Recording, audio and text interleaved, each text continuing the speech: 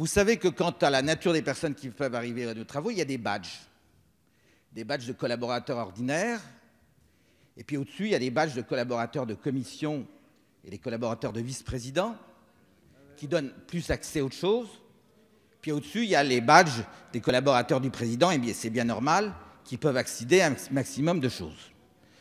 Il s'agit d'accéder au périmètre sacré, c'est comme ça qu'on dit chez nous. Et plus précisément à l'hémicycle lui-même. Plus précisément à l'hémicycle lui-même. Nous avons appris que M. Benalla disposait d'un tel badge. Il disposait d'un tel badge depuis le 24 juillet 2017. Alors moi, je ne mets pas du tout en cause le président. S'il est sollicité par l'Élysée, et sollicité peut-être de manière pressante par l'Élysée, pour qu'un badge soit attribué à un tel individu, je comprends parfaitement qu'il ait donné suite à l'attribution de ce badge. Ce badge lui a été retiré il y a 3 jours. Là, pour le coup, Monsieur le Président, il n'aurait pas été inutile de nous informer, puisque c'est à partir de ce moment-là que ça devenait public, il n'aurait pas été inutile de nous informer. Ça veut dire quoi?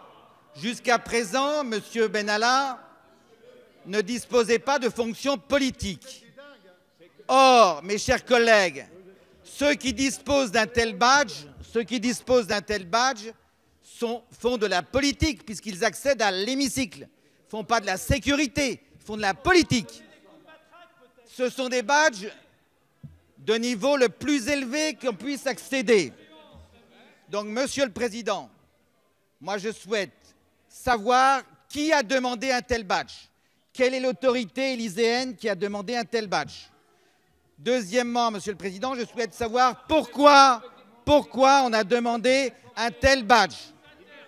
Troisièmement, je souhaite que des mesures soient prises pour que de tels incidents, quelle que soit la nature des individus, ne puissent plus intervenir.